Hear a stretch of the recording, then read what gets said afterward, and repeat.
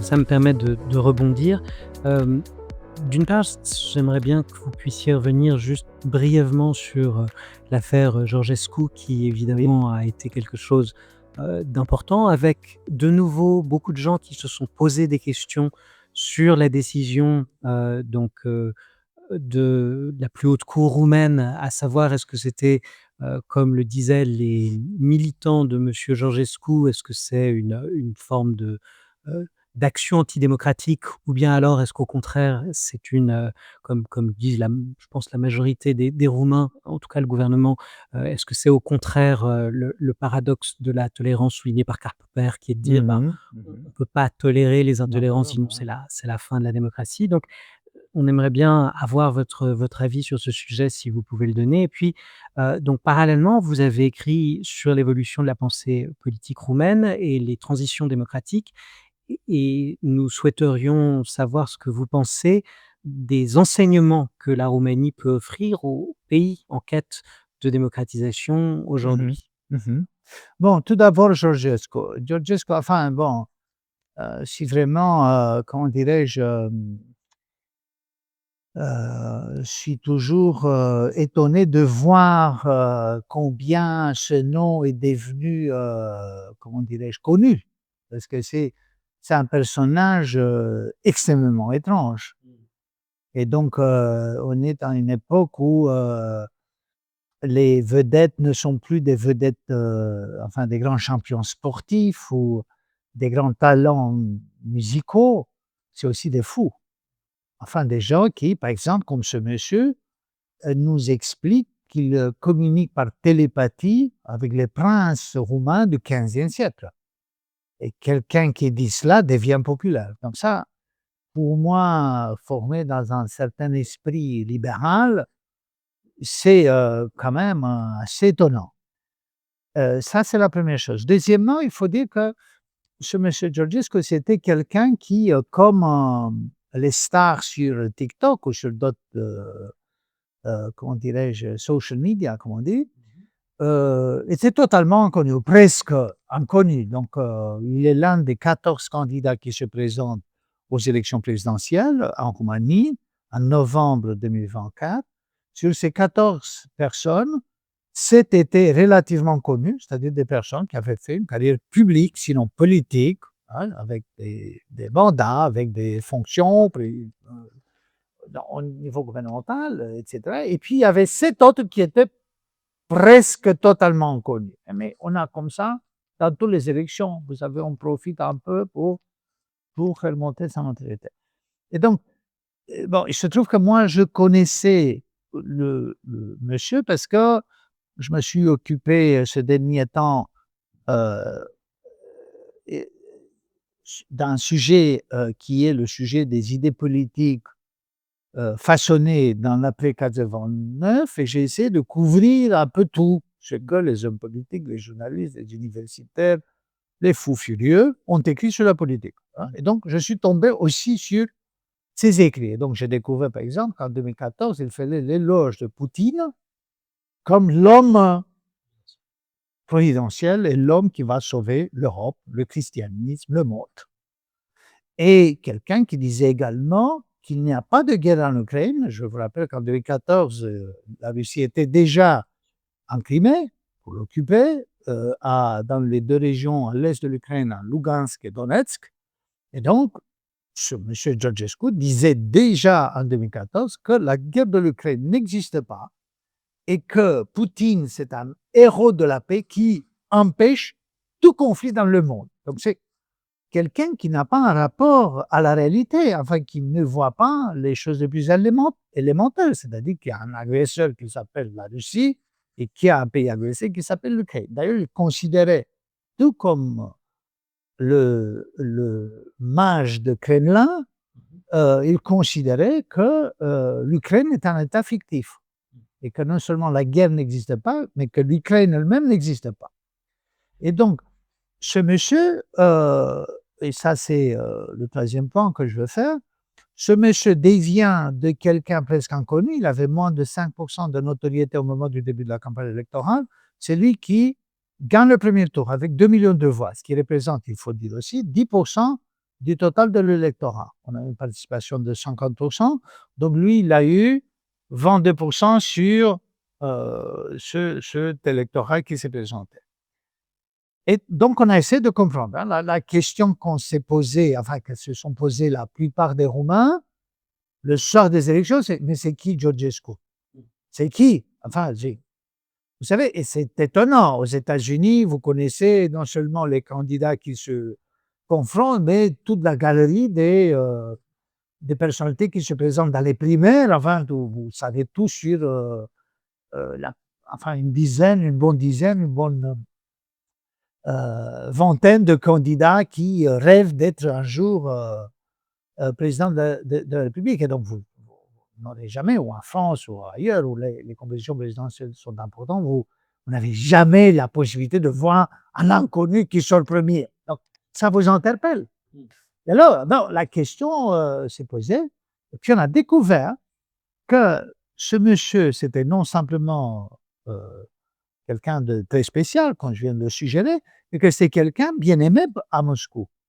Et que c'était quelqu'un qui, en admirant Poutine, a reçu aussi l'appui du Kremlin, et notamment par un système de gestion de la présence sur les milieux sociaux, notamment dans TikTok, qui faisait qu'il avait payé des sommes moins importantes que d'autres candidats au présidentiel, donc il n'a pas les ressources financières qu'on a découvert comme investies dans cette présence sur TikTok étaient beaucoup moins importantes que ce que d'autres candidats roumains avaient dépensé.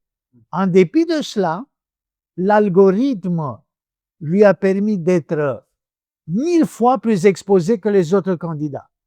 Et donc, on s'est demandé comment cela? Ce n'est pas dans la logique ni de ce TikTok, ni dans la logique élémentaire d'une campagne électorale. Or, nous avons cru que derrière, il y a une fraude. Nous, enfin, les responsables du processus électoral, et que quelque part, il y avait une inéquité dans le traitement de ces candidats. Deuxième élément dans ce contexte, il a déclaré qu'il a dépensé 0 euro pour une campagne. Et bon, bien sûr que ça interpelle le bon sens. Hein. Vous savez, d'ailleurs, nous avons une loi extrêmement rigide.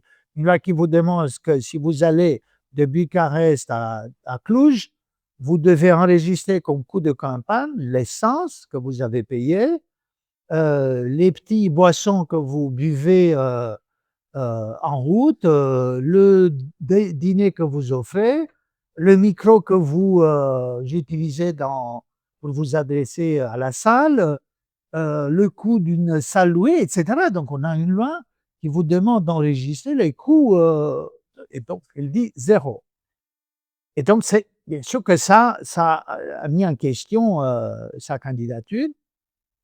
Et c'est d'autant plus important que non seulement qu'on demande d'enregistrer différents coûts, mais on a aussi un plafond de dépenses. Et en Roumanie, ce plafond de dépenses, c'est 14 millions d'euros. C'est calculé sur la base du salaire minimum. Donc l'année dernière, en 2024, quand on a fait la compétition électorale pour la présidence de la République, personne ne pouvait dépasser 14 millions d'euros. Or, les estimations faites par les gens qui ont analysé la campagne sur TikTok ont montré que non seulement c'est faux de n'avoir rien dépensé, mais que le coût estimé seulement pour la campagne sur TikTok, c'était 50 millions d'euros. Donc, devant cette réalité, bien sûr que vous dites, ah, d'où vient l'argent? Et est-ce que c'est acceptable? Bon. La Cour constitutionnelle a décidé d'annuler les élections.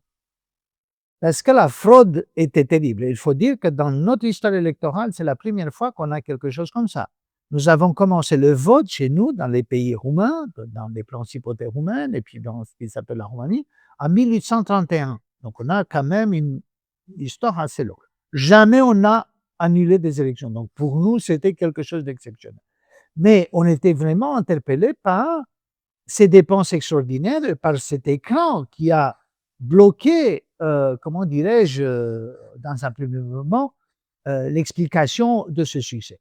Qu'est-ce qu'on a découvert par la suite? On a découvert que non seulement il y avait cet appui qui venait avec une combinaison de comptes email ouverts en Turquie avec des adresses russes, mais on a découvert qu'au-delà de l'opération électorale proprement dite, les attachés militaires de l'ambassade de Russie à Bucarest ont préparé avec l'entourage de M. Georgescu un coup militaire.